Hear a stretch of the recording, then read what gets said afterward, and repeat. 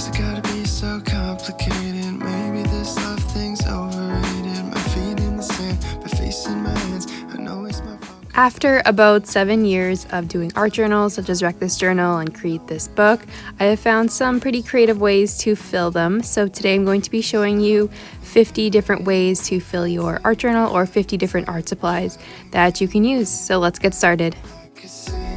First up, we have the classic markers, which I use quite frequently. So these are the 3 ones that I use the most. These are mild liners.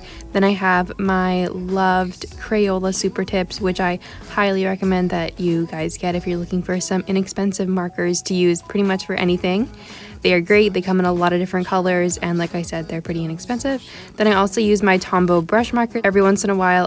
They're a little bit more pricey, but the colors are really pretty, and I like that they are dual-ended. So one is a calligraphy brush on one side, and then one is a little bit more of a finer brush. So these are some pages of examples of how I have used marker in my different art journals.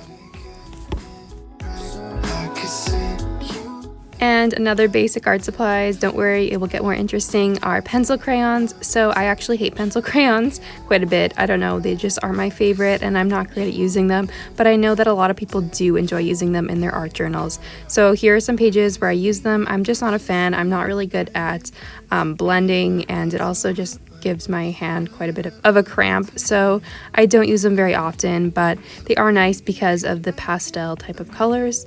Next up, we have crayons, another simple one. These I also don't use very often, but they're a great option if you want to add a little bit more texture to your page, and also it works really well in combination with watercolor, which actually most of these pages that I did were with watercolor. This one was with a hairdryer, and yeah.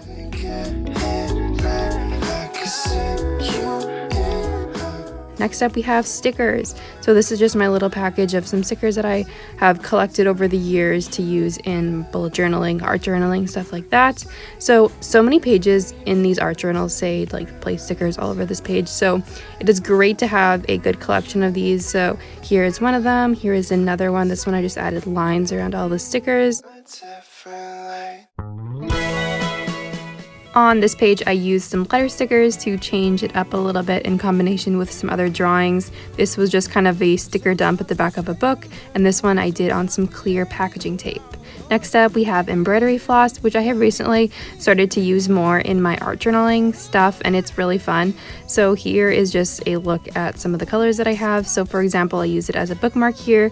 I use it as horsehair on one, friendship bracelets are glued to a page, and I also just did some classic like sewing with it. Tin foil is an excellent option if you're looking to make your page look kind of like metal, or you want to like make a robot or something cool like that. Chalk pastels are often used for backgrounds to give like a pastel look. I don't use them very often, so I have very few examples of this, but they're great because you can get a very soft color and it doesn't take a lot of effort to get the color on the page. Next up is beads. I don't use these very often, but they're fun to include every once in a while. So over here I made a garland at the top of the page, and on this page I use them as sprinkles.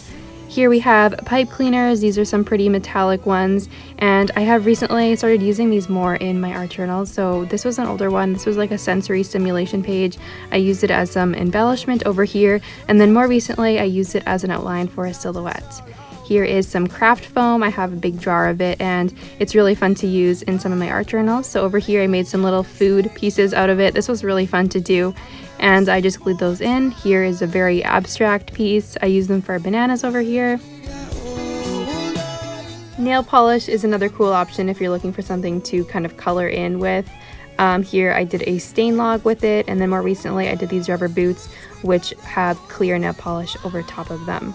Here we have some buttons, and these obviously are a little bit difficult to include in your art journals, but I recommend hot gluing them down.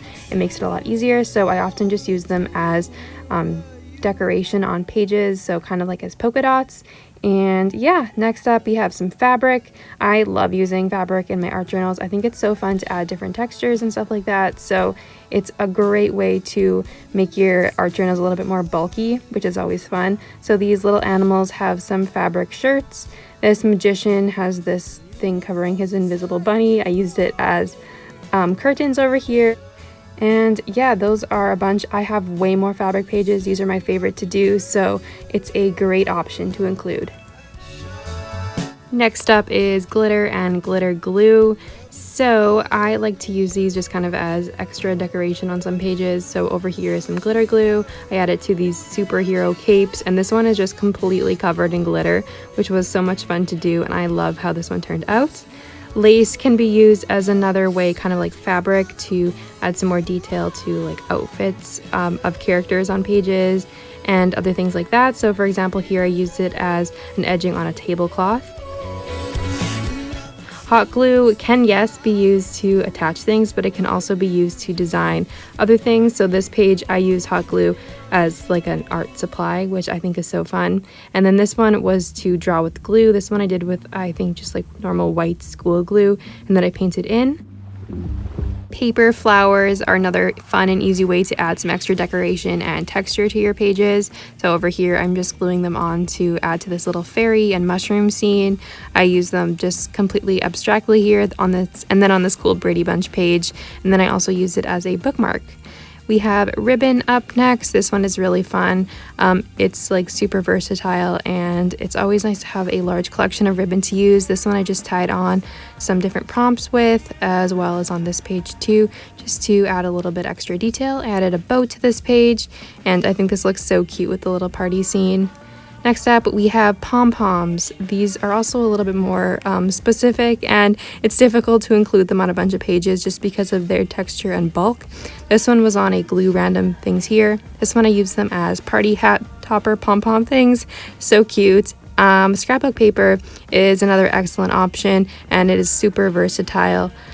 I love using both patterned and also plain to cut out different shapes and include them on my pages. Here we have some felt, which I guess is kind of the same thing as fabric, but in my opinion it's a little bit different. I used it on this sewing page. I think it's easier to sew with on paper just because of its thicker nature, so it makes it a little bit more sturdy. I have this little owl, and acrylic paint is another one that I use quite a bit. I'm just used some like super cheap acrylic paint, and it works really well. So here are just some pages. And then magazines are great for collaging in your art journal. So I got these at the thrift store. They're super old, and I can usually find enough stuff in there for like quite a long time before I have to get some new magazines, but they're a great option. And simple enough, but pens are another thing that you can use in your art journal. These are my favorite. These are Muji gel pens. And here are just some examples of some line drawings that I have done with various types of pen. Stamps is kind of specific, but I got these at a thrift store a long time ago, and they're so fun to have, and I use them like kind of often, I guess. So there are some pages that require you to use stamps, so I think it's fun to have a good little collection going. Sequins and gems are another way to add some extra fun texture to your page. So over here I just added some sequins around the instruction thing. Here's some more on this cool space page. Washi tape is a classic, and I have like a medium-sized collection of washi tape, and it always comes in handy for these collection type pages. It's a common prompt I've seen. Watercolor is a bit more tricky to use in art journals just because it often soaks through the pages, but it can be done with separate pieces of paper and some gluing in and making stuff do. So these are my favorite. These are koi. So here are just some examples of some watercolor pages that I have done. Oftentimes, like I said, I do it on a separate paper and then glue it into the book, so there is no bleeding on the pages.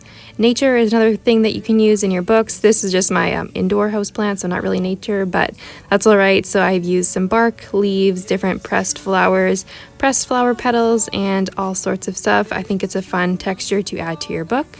Plastic is another cool option, so you can use transparency, packaging tape. So I have a lot of like these clear pages, which are really fun to include. So I have this random parachute here with a plastic bag, so some fun options. Pencils are another classic, and I don't do a lot of pencil drawings in here because they are very time consuming. That one was from when I was like 15, long time ago. But you can also use some old books. These are from the thrift store, and I thought these pictures were so cute, so I decided to purchase it. And this is another farm book that I included on a page, and these little kitties are also made from them. You can use loose leaf and graph paper to add some different variation to your paper type. So I didn't have any graph paper to show you, but loose leaf is cool. I've used it quite a bit, so this High School Musical page has it. Gel pens are another fun way to change up your color and writing utensil style. So I have an assortment of these, and I just kind of use them anywhere that it makes sense. There's not like a specific type of page. Some of my favorite pages are often made with garbage and recycling, so like old gift cards, old coupons, stuff like that. There's a lot of pages in these books that require you to use trash, and I think it's a lot of fun. So I also often use food wrappers on here, so that's another easy way to add some more variation. Postcards is another cool thing. So these are kind of like bougie postcards. These are Pantone swatches, but you can also just use like normal postcards from trips and past trips and stuff like that. Needle and thread to do some sewing on your pages. This is a time-consuming one, but they always look really cool. So I just have a couple examples like this pocket and also this bookmark that is with some sewing type of things. Sticky notes, post-it notes are a great way to add different paper types. So I just have a couple of ones here, but as you can see, I did this cool like mandala kind of drawing with the sticky notes. This one is very quite literally sticky notes, and this was a school themed page. Next up we have yarn. So I have this mop over here. I use it as a piece of spaghetti and just as some more texture options like this cool braided thing. Here we have some oil pastels. Just a recommendation if you're using these to cover it with packing tape after, because the oils can really transfer across your book, so just be careful about that. Using old photos is another thing that is fun to include. So I just have them from past trips, just like old photos that are sticking around that I didn't really have a use for. Some of these I printed out with intention, but a lot of them were just kind of there and needed to be used up. You can also use cotton balls, cotton swabs. I made these really cool dresses out of them, and also these cute little sheep. And then you can also use paper and glue. This sounds really dumb, but I like to glue in a lot of different things, even if I drew it on a separate piece of paper. This just makes it a little bit more interesting, adds a little bit more depth, and also then it gives you some options if you want to glue something or draw something on top of something else that wouldn't otherwise be able to like be drawn on top of, if that makes sense. Unfortunately, I haven't used a lot of clay in my art journals, but this is an option. I have used Model Magic and Sculpey before, like in these raindrops. You can also use bubble wrap for some extra texture or to paint with. I think that's fun. A lot of pages actually have it in the prompt to use it. You can also use music. I haven't also used this one very often, but I just made this cute little piano with this little sheet of music at the top. You can use scrapbook letters, which is similar to stickers, but these ones often you have to glue on. So I use them for a bunch of different pages that require a lot of writing or numbers. And that concludes 50 ways to fill your art journal. I hope you guys enjoyed this video and found this helpful. Let me know if you have any other ways you like to fill your art journal in the comments. I'd love to chat with you. And I think that's it for today. Thank you so much for watching. Have a great day, and I will see you in my next video. Bye!